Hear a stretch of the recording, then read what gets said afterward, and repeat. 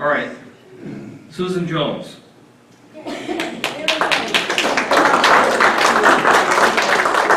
Now Susan's running District 3, all right?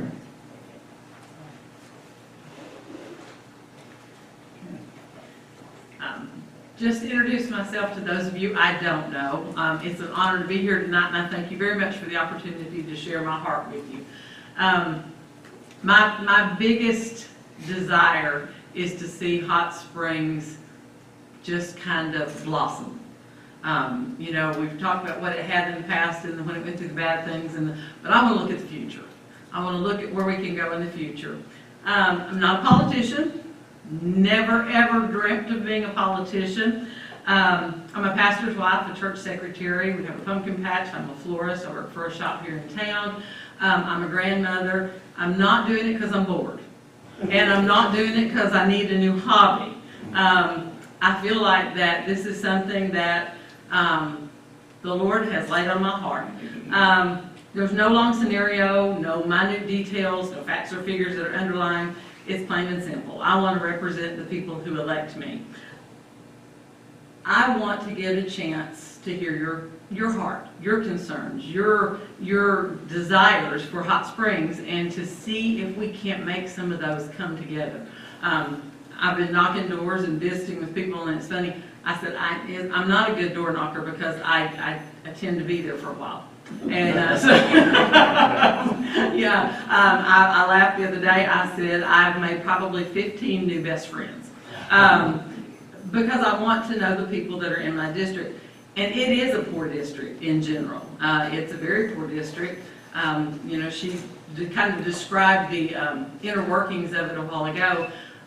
But it's also a district with huge possibilities, because I've seen areas of District 3 that have been almost to the slum level rebound. And I think that a lot of that is because of the fact that what people have put into those areas, helping people to interwork together. You know, when you do that and you create this excitement, it's amazing what happens. And that's what I would love to see for Hot Springs. I want to see that excitement brought back. I want to hear what the people want to tell me. And I want a constitutional emphasis put on our government. I want to go back to the Constitution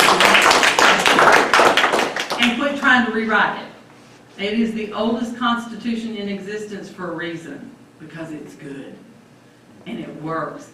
And the sad thing is we have city officials who don't know a lot of the Constitution. There was a letter sent out not long ago that said that the Constitution mandates separation of church and state. Read it. It does not. There was a letter sent by Thomas Jefferson to the Danbury Baptist Church that said that state should stay out of church, but it didn't say anything about the church staying out of state. God mandated us to be part of government, and that's why America was started, was because we wanted that freedom to worship. Now, I understand, it doesn't matter if you're a Republican or a Democrat, if you're Baptist or Catholic, or, you know, pick and choose. I mean, that's what makes America great. We all need to be heard. We all need to have a voice. We all need to share our opinions and put all of that together. I also think Hot Springs is a plethora of amazing people with great ideas. That we don't have to go hundreds of miles away, thousands of miles away, hundreds of thousands of miles away to the other side of the globe to find out what we can do to make Hot Springs what it needs to be. If you live here, you know what that is. We're a great tourist town. We're an amazing place to live. I understand my family is one of the anomalies because they say that usually once a child leaves to go to college, or once a family moves away because the parents have gotten jobs someplace else, those don't return home. And my family, as I was growing up, traveled. My dad had jobs in different places. We always, it was like it drew us back in. And I want to do that for our families. My children moved back to Hot Springs after college because they wanted to be here. I want to see that happen in families everywhere, because I think what will make Hot Springs great is that if people who have been here want to stay or are drawn back in because of what's offered, and we can create all of those great things that we think Hot Springs needs. I don't think we need to eliminate anything.